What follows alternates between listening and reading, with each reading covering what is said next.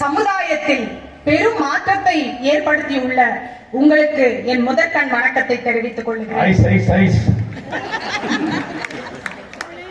இரு அணியில் பேச வந்துள்ளவர்களே, திருச்சபையின் ஆன்றோர்களே, சான்றோர்களே, இன்றைய சமூகத்திற்கு முதன்மை தேவையாக இருப்பது கிறிஸ்தவர்களின் ஜெபமே, சமூக சேவையே. சமூக சேவையே தேவனுடைய சித்தமும் திட்டமுமாய் இருக்கிறது என்பதை நான் இங்கு பதிவிடுகிறேன். ஸ்டீஃபன் ஜோம் பண்ணி எத்தனை பேர் கவனிக்கிறீங்கன்னு தெரியல. ரொம்ப அழகா ஜோம் பண்ணுவாரு. இன்னைக்கு ஜோம் பண்ணாருன்னா நாளைக்கே ஏசப்பா அதுக்கு பதில் கொடுப்பாரு. அது ஏன்னு சொன்னா அந்த ஜெபத்துல அவ்வளவு ஒரு ஆழ்ந்த சிந்தை இருக்கும். மிக அருமையாக ஜெபிப்பார்கள். ஆனால் அதை விட அவர் எத்தனை சமூக சேவை செய்திருக்கிறார் என்று சொல்ல வேண்டும் என்றால் பல புத்தகங்களை நாம் எழுத வேண்டும். அவ்வளவு செய்திருக்கிறார். அவ்வளவு மாணவர்களுக்கு கவுன்சிலிங் கொடுத்திருக்கிறார். எத்தனை பேரை படிக்க வைத்திருக்கிறார். எத்தனை பேருக்கு ஃபீஸ் கட்டி இருக்கிறார். எத்தனை பேருடைய வாழ்க்கையை அவர் உயர்த்தி விட்டு ஜெபம் என்ற தலைப்பில் போய் உட்கார்ந்து கொண்டிருக்கிறார். கிறிஸ்துவ பேர் இருப்பதால் செஞ்சிருக்கிறார்.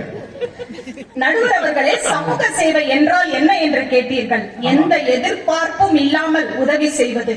உணவு, உடை, கல்வி, மருத்துவம், நம்மளுடைய நேரம், நல்ல ஒழுக்க பண்புகள், நம்பிக்கை, பலவீனமானவர்களை தாங்குவது, இதுதான் சமூக சேவை.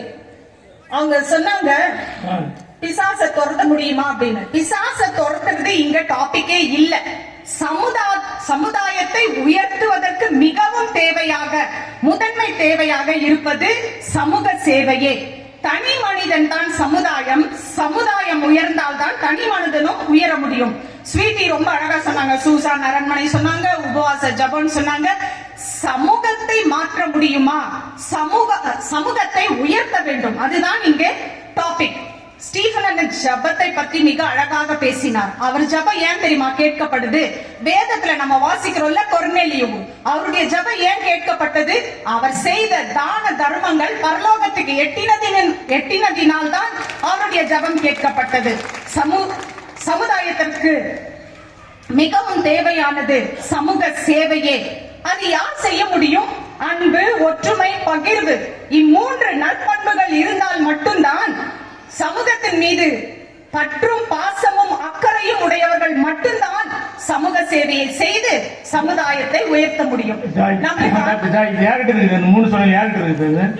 அன்பு, பற்று சொன்னீங்க. எங்களுடைய அணி 3 பேருக்கு 3 பேர் மட்டும் தான் இருக்குதா? நீ 3 பேர் தான் சமூகமா?